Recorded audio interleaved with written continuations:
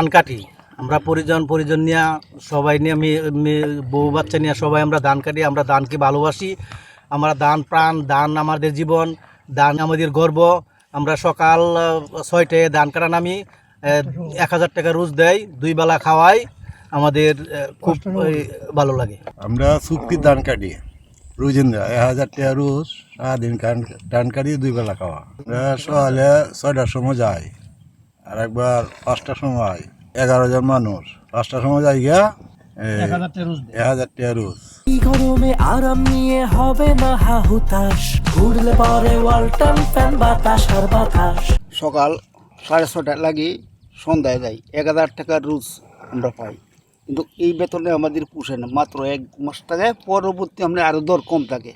সরকার তো ধানের ব্যবস্থা একটু বাড়াই দিত, তো কৃষকের আমরা একটু বাড়াই দিতে পারতো। ছেলে মেয়ে আমাদের লেখাপড়া করা যেত, এই টাকার বিনিময়ে সংসার চলে যেতে হয়। 1 মাস ধান কাটি, অন্য কাজে অন্য সময় অন্য কাজ করি, সেজন্য আমাদের বেতন বাড়াই দেওয়ার দরকার আছে। 1000 টাকা রোজ, 1000 টাকা রোজ আমরা পুষে না। কারেন্ট বিল, গ্যাস বিল সবই তো বাড়তি। তারপরে 8 বাজার আনাজ পরে সব 1000 টাকা রোজে আমরা ফরতাই না। বাল বাচ্চা লইয়া চলার মতন ক্ষমতা নাই। ঠিক মতো ফোলা ফান্ডে লেখাপড়া করাতে পারি না, খাওয়াই পারি না, ভালো খাবার কিনতে পারি না।